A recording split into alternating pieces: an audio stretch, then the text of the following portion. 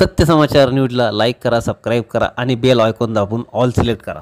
नमस्कार, आपण बघत आहात सत्य समाचार मराठी न्यूज मध्ये आपले स्वागत आहे।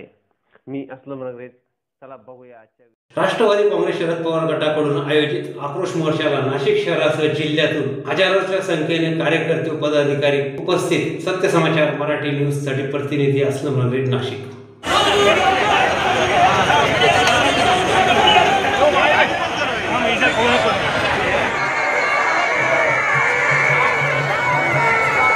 जनसागर आहे त्या नाशिक मध्ये प्रवास केला, एक खासदार सोडला तर कोणी लोकप्रतिनिधी नसताना सुद्धा नाशिकच्या जिल्ह्यातून आलेल्या या शेतकऱ्यांच्या बलिदानाने आज हा जनसभा उभा केलेला आहे। आणि या महासंग्रामध्ये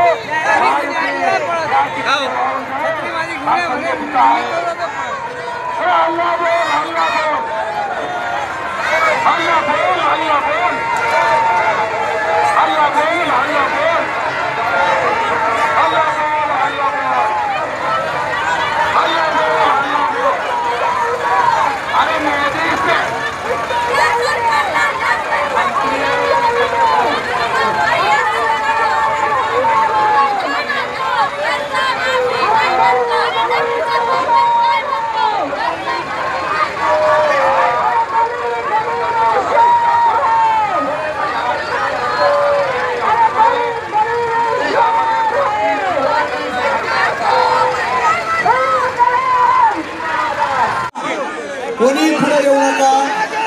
आदरणीय साहेबांना, जयंत पाटील साहेबांना, अनिल देशमुख, हर्षवर्धन पाटील साहेब, सुप्रियाताई, या सर्वांना वडिलांच्या मनापासून आपल्या सर्वांच्या वतीने स्वागत करतो। पवार साहेब मागे बढो। सुप्रियाताई जवान।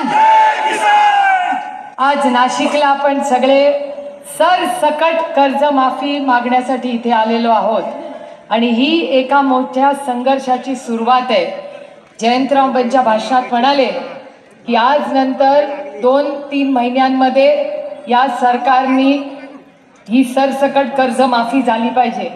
मी महाराष्ट्राच्या तमाम शेतकऱ्यांना आवाहन करते की आज नंतर आपण विनम्रपणे आपापल्या जिल्ह्यात जा, तुमच्या कलेक्टरला भेटा, कलेक्टरला विनम्र विनंती करा की तुम्ही माननीय मुख्यमंत्र्यांना सांगा की तुम्ही शब्द दिला होता की सरसकट कर्ज माफी करू, ओला दुष्काळ जाहीर करा, सरसकट कर्ज माफी करा।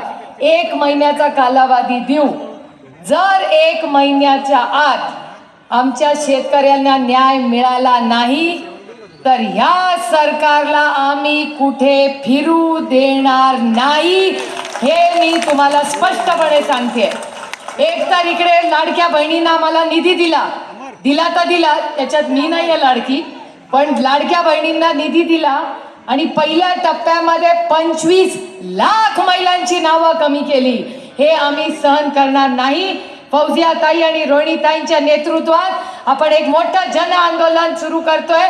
गाव वाडी वस्तीवर जाऊ, पण ज्या महिलेवर अन्याय केलेला आणि तिचे बंद केलेले आहेत पैसे, तिच्यासाठी संघर्ष करू आणि तिला पैसे मिळवून देऊ।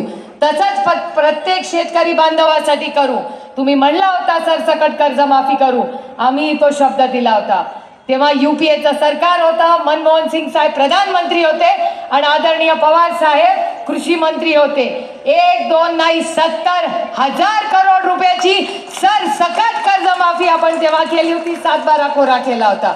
आज सरसकट कर्जमाफी होते ना, नवीन इथे कुणाला पैसे मिळत आहेत। इथे जे शेतकरी आलेत का नाही मला माहिती नाही, त्यांनी सकाळी मला थांबवलं। म्हटलं काय झालं रे बाबा?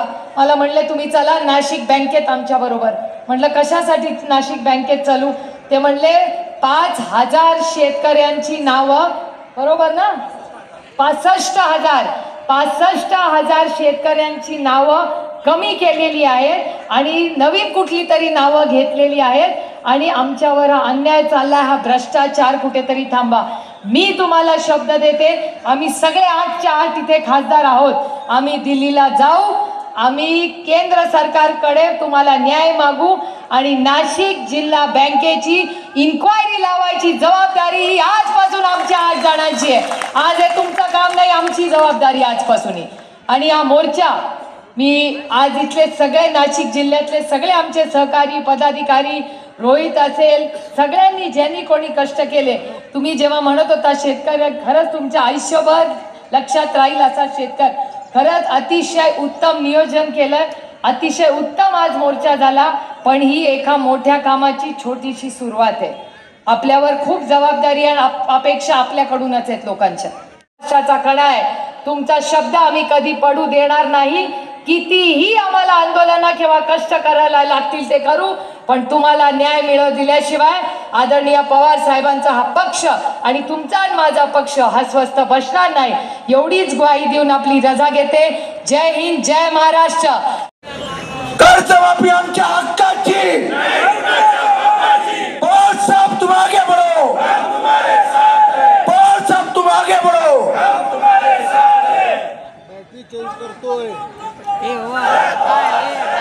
किसानों का नेता कैसा हो, किसानों का नेता कैसा हो.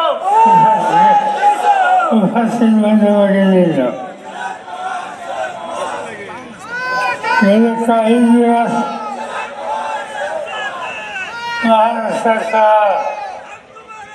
काळ्या ऐशीवान राष्ट्राला आज तुमचा माझा भाऊ बहीण अस्वस्थ आहे. कधी दिसतात यंदाच्या वर्षी अतिवृष्टी, वीज असा जिल्हा जिथे अनेकदा दुष्काळ असतो, आज त्या जिल्ह्यामध्ये अतिवृष्टी झाली आणि लोकांच्या शेतीचं एक विहीर नाही. महाराष्ट्राच्या जवळपास सगळ्या जिल्ह्यामध्ये यंदाच्या वर्षी अतिवृष्टी झाली आणि त्याचा फरक शेतीवर झाला. शेतकरी अस्वस्थ आहे, संकट येतात. त्या संकटातून मार्ग काढायचा असतो आणि तो मार्ग काढायचा ही जबाबदारी राज्य आणि केंद्र सरकार यांची असते. आपण बघतो संकट आहे, शेतकरी असो पण त्याच्याकडे झुंकून बघायला आजचे राज्य कसे तयार नाही.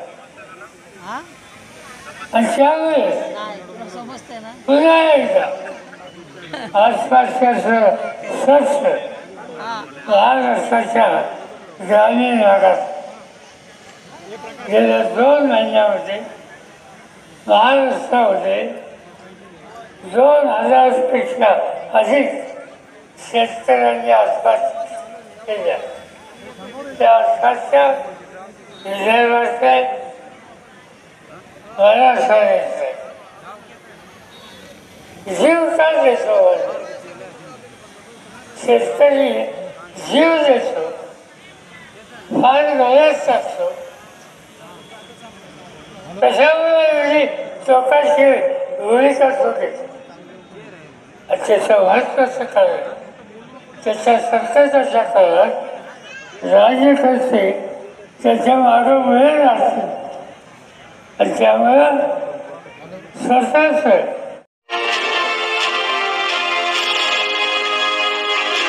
सत्य समाचार न्यूजला लाईक करा, सबस्क्राईब करा आणि बेल आयकॉन दाबून ऑल सिलेक्ट करा.